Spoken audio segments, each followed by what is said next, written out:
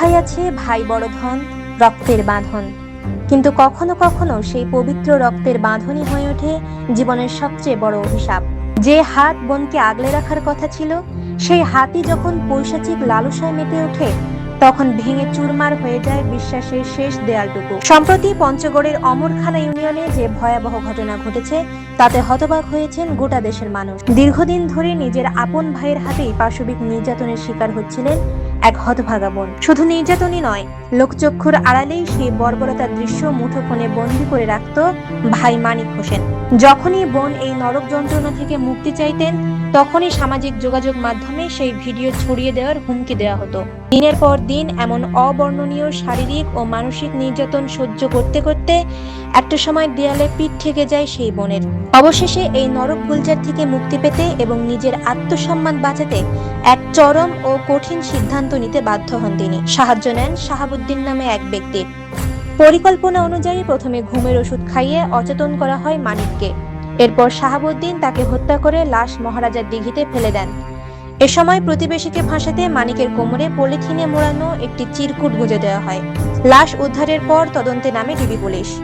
তদন্তে উদ্ধার হওয়া চিরকুটের লেখার সঙ্গে নিহতের বড় বোনের শয়নকক্ষ থেকে উদ্ধার করা একটি ক্যালেন্ডারের লেখার সঙ্গে মিল পাওয়া যায়। প্রায় 3 থেকে 4 মাস পূর্বে ডিসিস্ট মানিক আপন বড় বোন সমলা আক্তারকে জোরপূর্বক শারীরিক সম্পর্ক স্থাপন করতে বাধ্য করে এবং গোপনে ভিডিও ধারণ করে।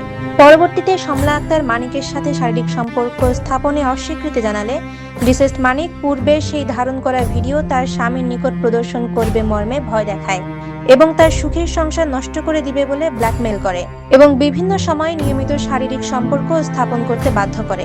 মানিকের খাবারের পানিতে ঘুমের ওষুধ মিশিয়ে দেওয়ায় কিছুক্ষণ পর রাত আনুমানিক 10:30 ঘটিকায় ডিসিস্ট মানিকের ঘুমের ভাব এলে সমলা আক্তার তাকে নিয়ে মহারাজার দিঘির পশ্চিম পাড়ে গিয়ে বসে। এ সময় ডিসিস্ট মানিক ঘুমের টলমল করতে থাকলে মোসাম্মদ সমলা আক্তার মানিকের পকেটে থাকা অ্যান্ড্রয়েড মোবাইল ফোন বের করে মহারাজার দিঘির পানিতে ফেলে দেয়। এ সময় সমলা আক্তার বাড়ি থেকে লিখে নিয়ে যাওয়া চিরকুট পলিথিনের ভিতরে ঢুকে ডিসিস্ট মানিকের কোমরে গুজিয়ে দেয় এবং রাস্তায় গিয়ে খুনির জন্য অপেক্ষা করতে থাকে। কিছুক্ষণ পর খুনি ডিসিস্ট মানিককে হত্যা করে মহারাজার দিঘির পানিতে ফেলে। 3 থেকে 4 মাস পূর্বে ডিসিস্ট মানিক আপন বড় বোন সমলা আক্তারকে জোরপূর্বক শারীরিক সম্পর্ক স্থাপন করে এবং গোপনে ভিডিও ধারণ করে।